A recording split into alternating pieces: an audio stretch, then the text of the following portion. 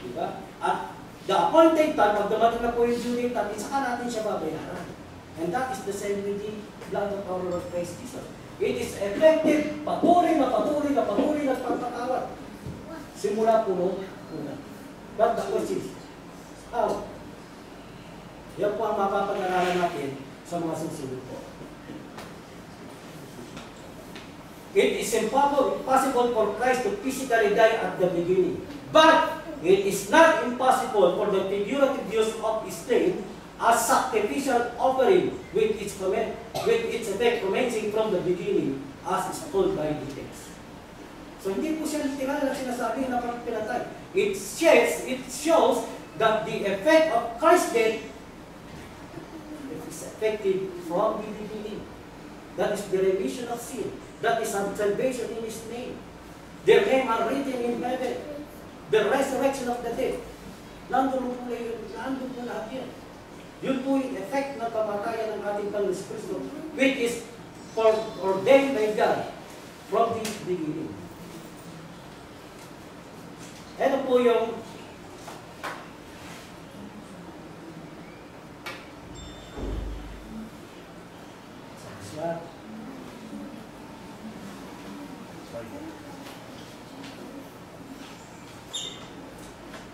ito po yung Apocatabolis Cosmo from the at ito po yung the names of the book of the life of the Lamb. No? Pwede po itong, since the Greek word hindi po siya nagpapalo ng tinatawag na word order. So pwede pong Apocatabolis na po from the foundation of the world, ilagay po dito sa unahan. No? Dito po between yung sa after the book of life. Pwede po. But, hindi po ginawa ito ng singular. Hindi po ginawa. Kundi, yung subtitle from the foundation of the world comes before the slave.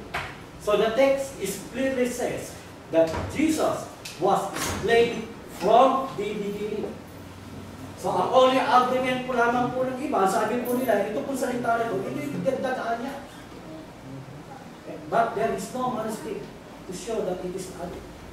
And the last slide, ito po yung galing po sa USD. Kung mapapansin po ninyo ito, itong side na ito, that is a signatory, a marker of the word insertion or omission. Word change. Yan po, itong dalawang yan. So, ibig ko sabihin, ito po ay change. Yung po rito yung salitang anoma, ginawa pong plural. That is anomata. Ito po itong Biblia, ginawa pong Biblia. Okay? Pero ito pong salita nito, slave, there is no sign of textual evidence. Kaya po, yung pong salitang slave from the foundation of the world is the context of Revelation chapter 30, verse 8. Alongside with the rest of those passages that we read previously. So si Kristo, ano po yung mga epekto ng kamatayan ng ating Panginoon si Kristo? That is the gospel, the remission of sin.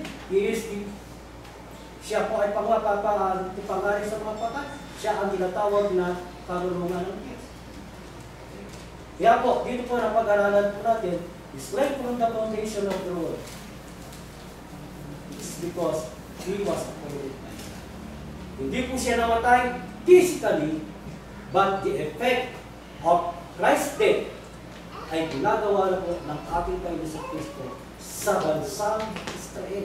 Kaya po sila kasama doon sa Iglesia sapagkat sila'y inaligtas sa pamamagitan ng dugo ng bagong tipan. Sa dugo ng ating Panginoon sa Kristo. Pero mahirap tanggapin po na siya naligtas sa dugo ng ating bagong tipan sapagkat ayaw po sa three dispensation, yung kautusan dito, yung will dito, iba po sa will dito.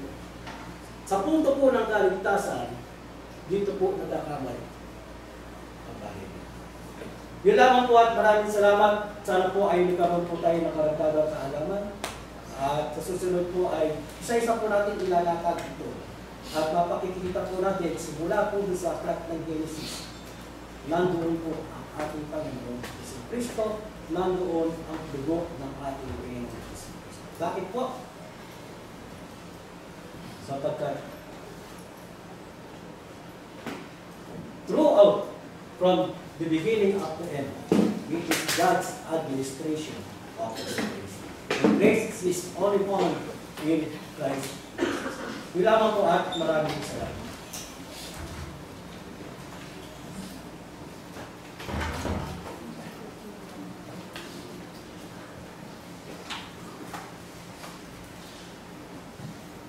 Isang mapagpalang mabuti sa ating lahat. Magpatuloy tayo sa ating gawain sa sermon. At sana ay gising pa ang lahat. Kung natatandaan niyo po, aking pong tinatalakay ang tinatawag na 5 major subject.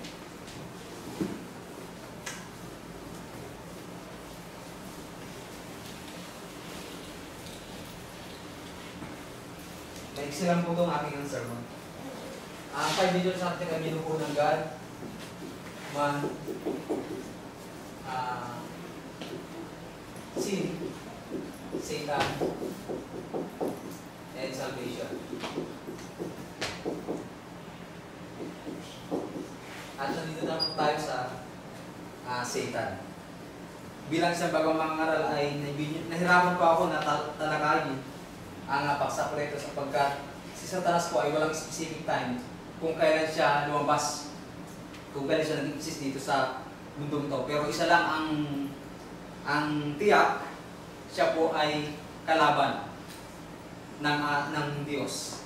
Siya ay father of liar. Binansakan siyang father of liar dahil nakatala po yan dito sa John chapter 8 verse 44 na ganito po yung pagkakasabi.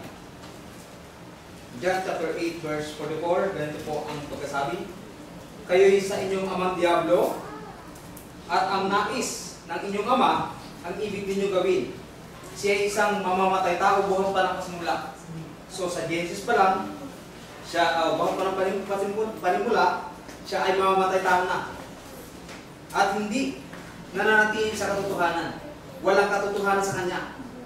Kapag siya nagsasalita ng kasinungalingan, siya ay nagsasalita ng galing kanya. Yung katotohanan po kasi sa banal na kasulatan sa 1 Timothy 2 verse 4, ang sabi diyan, nais ng Diyos na maligtas ang lahat ng mga tao at makaalam ng katotohanan. At ang sabi niya sa John 17:17, ito po yun yung binabanggit ng banal na kasulatan na ang sabi ng John 17:17, pakabanalin mo sila sa katotohanan sapagkat ang salita ng katotohanan. Ang sabi ng Diablo, ang sabi po rito sa verse 44, ang hindi nananahan ang katotohanan sapagkat walang katotohanan sa kanila. Ayaw niya ng katotohanan. Pagka nagsasalita siya ng kasinungalingan, ay nagsasalita siya sa ganang kaniya sapagkat siya ay isang sinungaling at ama nito. So yan ang karakter ni Satanas. Walang iba siyang gagawin kundi guluhin, sirain ang mga taong naniniwala sa Diyos. At yan ang nangyari doon. Yan po yung title natin. At yan ang nangyari kay Adan at saka kay Eva. Ginulo niya itong unang taong ginawa ng Diyos. At mababasa po natin yan dito sa Genesis chapter 3 verse 1 to 6. Ganito po sinanalisay kung paano sila nabulog sa strategy ni Satanas. Ang sabi po ay ganito sa 3:1, ang ahas nga ay lalong tuso kaysa alinman sa mga hayop sa parang ng nilikha ng Panginoong Diyos. At sabi sinabi niya sa babae, sabi ng ahas, kung may bang sinabi ng Diyos, huwag kayong kakain sa alinmang punong kahoy ng halamanan. Ang sabi ng babae, at sinabi ng babae sa ahas, sa bunga ng punong kahoy sa halamanan ay makakain kami.